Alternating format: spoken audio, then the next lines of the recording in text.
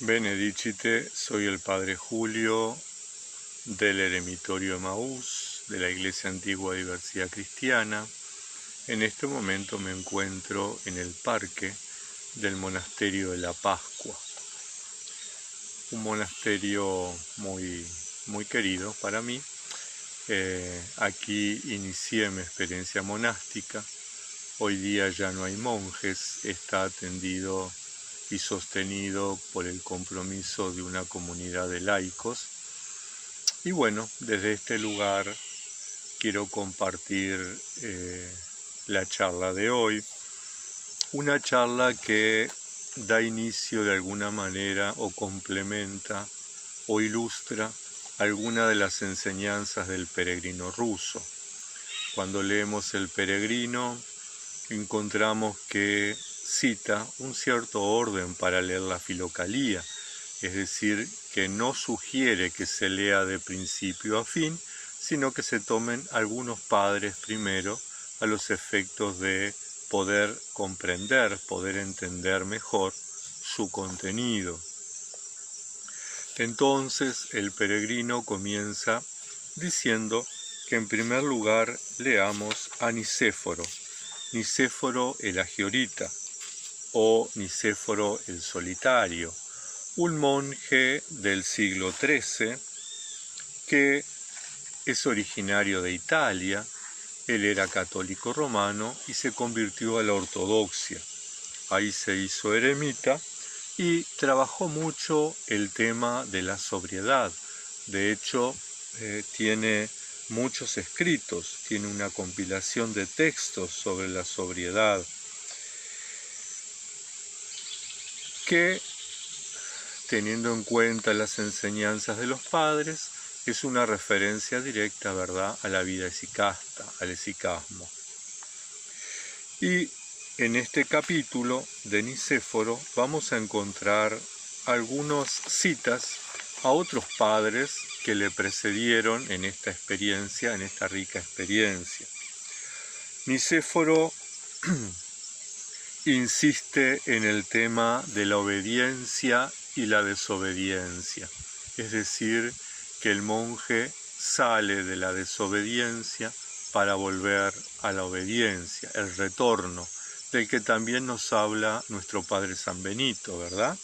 Para que retornemos a Dios por medio de la obediencia de aquel, dice, que nos alejamos por la desobediencia.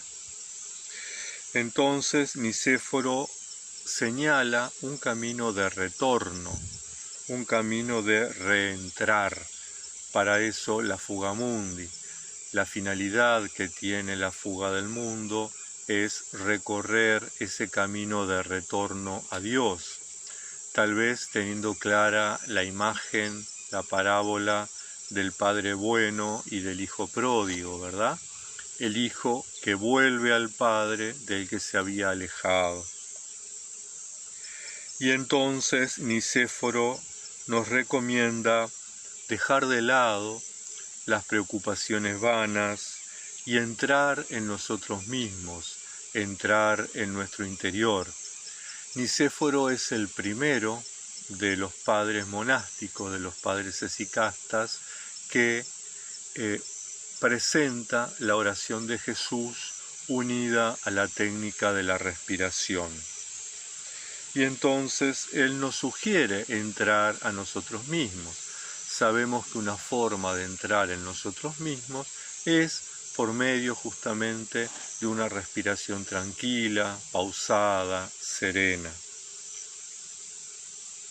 Él afirma que el reino de los cielos está dentro de nosotros, una afirmación que toma de los santos evangelios. Insiste también en el tema de el combate y la lucha. La vida monástica no solo es un camino de retorno a Dios, de retorno al encuentro con Dios del que nos habíamos alejado por la desobediencia, sino que también es un camino de lucha, es un camino de combate. Es necesario hacer frente en este proceso de la fuga mundi a todo aquello que arrastramos de nuestra vida anterior, fundamentalmente los recuerdos, ¿verdad? Insistimos mucho en los pensamientos, pero los pensamientos surgen a partir de los recuerdos que traemos del mundo. Y entonces, en este proceso de lucha, en este proceso de combate, en este proceso de transformación, Nicéforo nos dice que busquemos el tesoro que está dentro de nosotros. Ese tesoro que no es otra cosa que la presencia de Dios, ¿verdad? Nicéforo también habla sobre la vida activa y dice que es el camino a la contemplación, enseñanza que toma de Orígenes, padre de la Iglesia. ¿A qué se refiere cuando habla de la vida activa? ¿Qué se entiende por la vida activa? Porque no es el mismo concepto que tenemos nosotros hoy, ¿verdad? En las iglesias, en cualquiera de las iglesias, hablamos de vida activa y de vida contemplativa. Los activos son aquellos cristianos, aquellos religiosos, aquellas religiosas que se dedican a las tareas pastorales, ¿verdad? Al servicio, a la predicación del Evangelio. Y los contemplativos son aquellos que se dedican a la vida monástica, a la vida interior. Bueno, no es así. Cuando en la teología ortodoxa y cuando en la trayectoria, en la doctrina esicasta, hablamos de la vida activa, estamos hablando necesariamente de la ascesis monástica. No estamos hablando para nada de trabajo pastoral, no estamos hablando para nada de predicación del Evangelio. Estamos hablando de la ascesis monástica, es decir, de la oración, de la práctica del ayuno, de la práctica de las vigilias. Y fundamentalmente e indiscutiblemente de la oración de Jesús. Nicéforo, en este tratado sobre la sobriedad, sobre la vida esicasta, cita a muchísimos padres, desde nuestro padre San Antonio, el primero de los eremitas, hasta padres casi contemporáneos a él, que han escrito, que han hecho referencia, que han practicado la vida activa, es decir, la ascesis monástica, y que han puesto todo su énfasis en la sobriedad, en la pacificación de su corazón. El primero en citar es a San Antonio Abad, en el siglo IV. San Antonio Abad insiste mucho en la sobriedad del corazón como un método de purificación y de iluminación.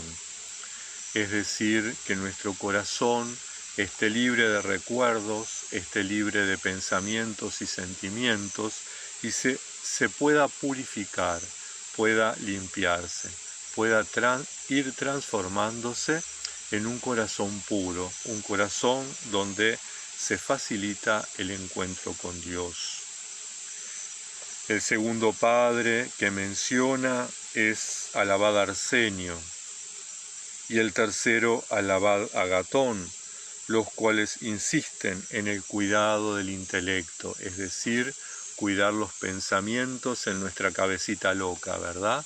Cuidar todo eso que nos viene a la cabeza, cuidar todos los recuerdos y poder centrar nuestro intelecto en coherencia con nuestro corazón y con nuestros labios, poder unificarnos. Y entonces estos padres, Arsenio y Agatón, hablan sobre la vida activa y la vigilancia, es decir, sobre la ascesis monástica y el estar vigilantes, el cuidado, ¿verdad? Cuidar el corazón, cuidar el intelecto. El tercer padre que cita Nicéforo es a Macario el Grande, o el pseudo Macario, que lo ubicamos también en el siglo IV. Macario enseña que hay que entrar en el corazón como un lugar al que hay que llegar, ¿verdad? El corazón como lugar del combate, el lugar donde las pasiones, los deseos, los sentimientos ocupan la mayor parte y hay que dejar lugar para Dios y para el encuentro con Él. Entonces implica luchar contra esos pensamientos, contra esos sentimientos, contra esos deseos, contra esos recuerdos. Macario enseña que los pensamientos son como adulterio contra Dios.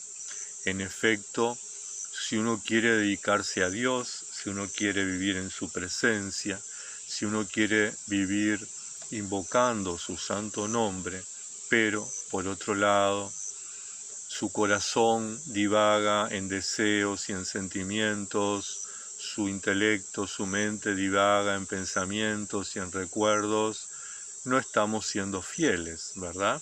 Es como cuando yo estoy con mi pareja, con mi mujer, con mi marido y estoy pensando en otra persona. Bueno, se entiende que es adulterio desde la perspectiva bíblica, ¿verdad? Bueno, los padres también plantean de que estar unido a Dios o querer estar unido a Dios, pero tener los pensamientos en otras cosas, es transformarse en un adúltero.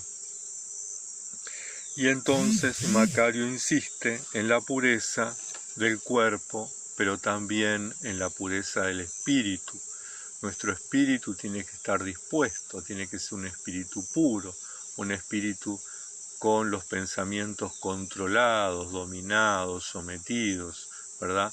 Donde los únicos pensamientos, el único pensamiento que tiene que estar vigente es el recuerdo de Dios. El cuarto padre que cita Nicéforo es Marcos el Ermitaño, del siglo V. Marcos enseña también que hay que entrar en uno mismo. Dice que hay que hundirse en las profundidades del corazón, que persigamos el olvido, es decir, dejar atrás los recuerdos, los sentimientos, los pensamientos, los deseos, aunque estos sean buenos, no importa si son buenos o malos, siempre nos distraen de nuestro objetivo, que es vivir en la presencia de Dios. Marcos insiste en que tenemos que estar atentos y vigilantes, no solo con nuestro cuerpo, sino también en nuestro espíritu. Y dice que pidamos la ayuda de lo alto. Si somos sinceros, si somos honestos en nuestra práctica, en nuestra búsqueda de Dios, la gracia va a actuar. Pero que la pidamos que la gracia se establezca en nuestro corazón, que ella sea la que nos pacifique, la que nos silencie, la que nos vaya transformando. El siguiente padre al que cita el monje Nicéforo, el solitario, es Diadoco de Fótice. Diadoco enseña que la fuga mundi es igual a habitar en el corazón. Es decir, que dejar las cosas del mundo, dejar los recuerdos del mundo, significa vivir en el corazón. Por eso es tan importante para los eremitas que vivimos en la ciudad, que vivimos en el medio del mundo, poder entender el concepto de fuga mundi, ¿verdad? Muchas veces asociamos que la fuga mundi es venirnos al campo, que ciertamente esto es un paraíso con el verde que hay alrededor, con el canto de los pájaros, con el silbido del viento, es un paraíso, eso es indiscutible, ¿verdad?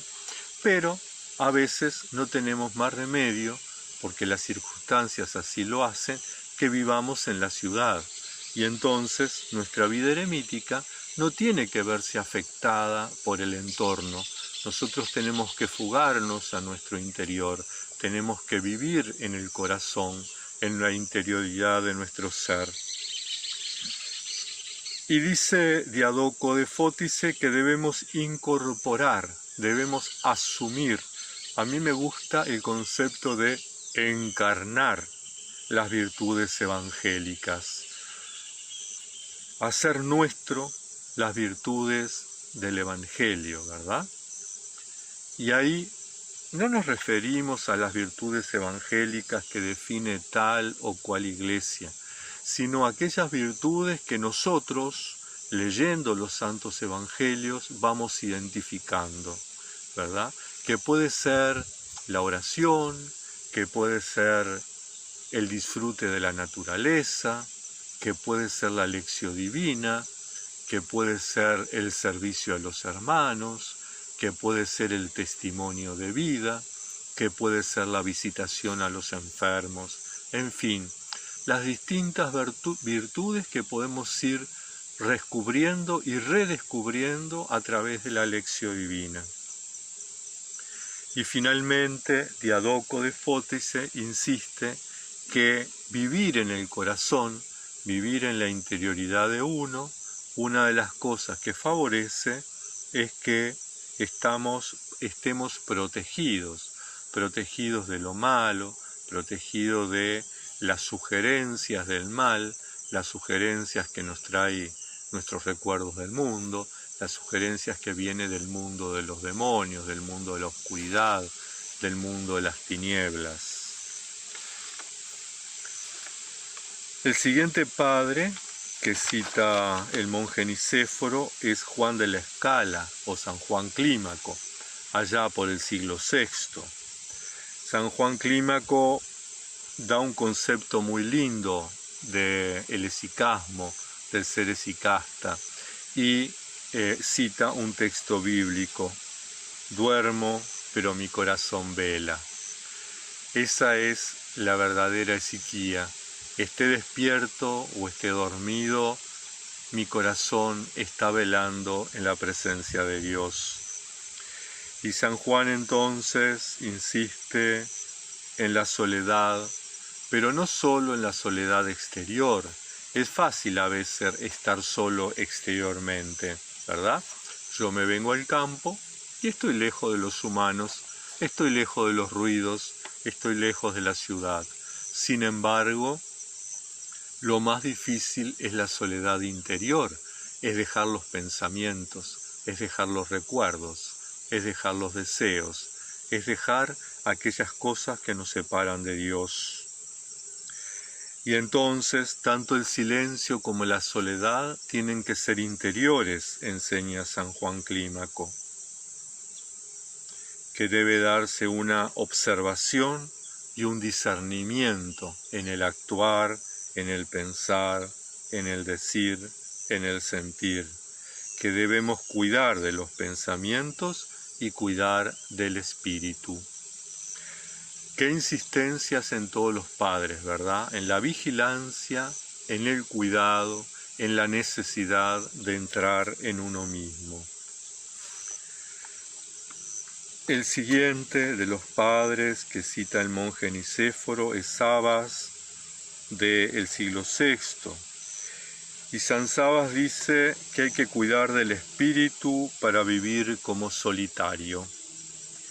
Es un requisito que él impone a todos sus discípulos. Cuidar del espíritu.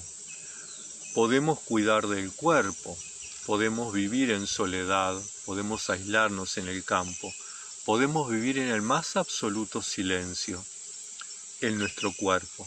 Pero si nuestro espíritu no está silenciado, no está callado, no somos capaces de oír a Dios.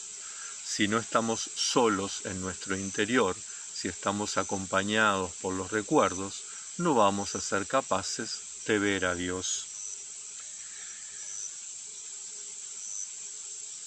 El siguiente padre que cita el monje Nicéforo es el abad Isaías en el siglo VII. El abad Isaías enseña que la separación del pecado produce la genuina oración y la vergüenza ante Dios. El reconocernos pecadores, el entrar en nosotros mismos, encontrarnos con nosotros, con nuestras miserias, con nuestros pecados, con nuestra pequeñez, nos produce vergüenza. Es ese sentimiento que cuando estamos en la oración de Jesús, y afloran las lágrimas, ¿verdad? Las lágrimas pueden ser de gozo, pero también pueden ser de dolor, pueden ser de vergüenza, como el hijo pródigo. Padre, he pecado contra el cielo y contra ti. El siguiente padre es Juan de Cárpatos, del siglo VII también. Él asocia la oración y el combate espiritual de tal forma unidas que hagan impasible al espíritu la presencia de y en Jesucristo.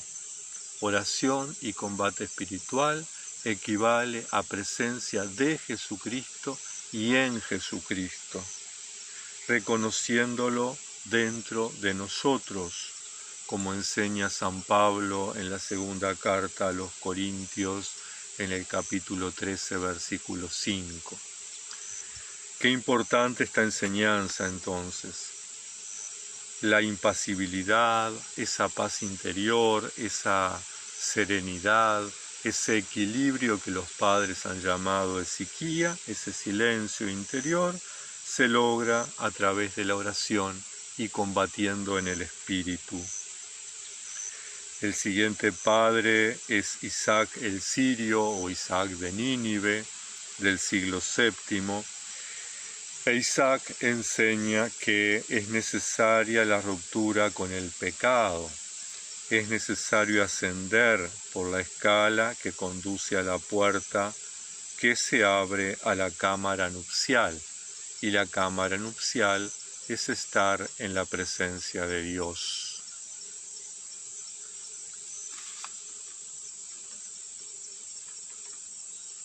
Finalmente, el último padre que cita el monje Nicéforo es Pablo de Latros, del siglo X, mediados del siglo X.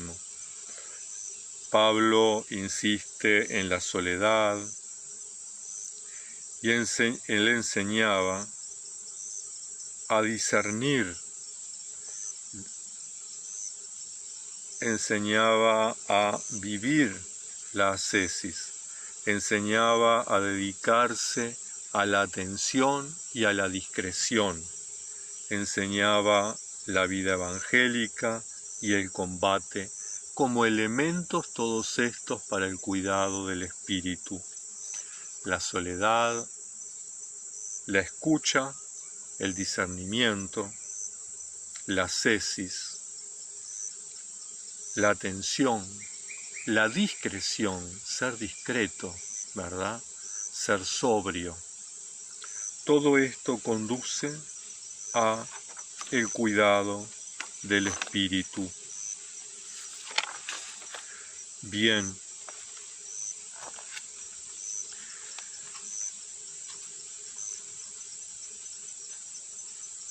Volvemos a Nicéforo, que citó a estos padres. Y Nicéforo hace como una síntesis de todas estas enseñanzas de los padres y dice que el cuidado del espíritu, el cuidado del corazón, la sobriedad y el descanso del espíritu, todo es lo mismo que se expresa a través de distintas palabras. Y que el camino interior se logra por medio de una vida aplacable, tranquila, limpia de toda preocupación, en paz con todos,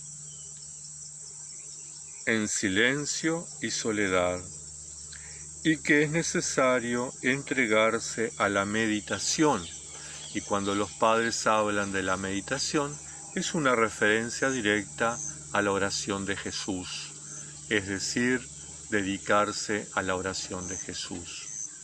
Entonces, la enseñanza del monje Nicéforo hoy es que practiquemos, que hagamos el intento de practicar esta sobriedad, ¿verdad?, con estas instrucciones que nos ha ido dando. Bien.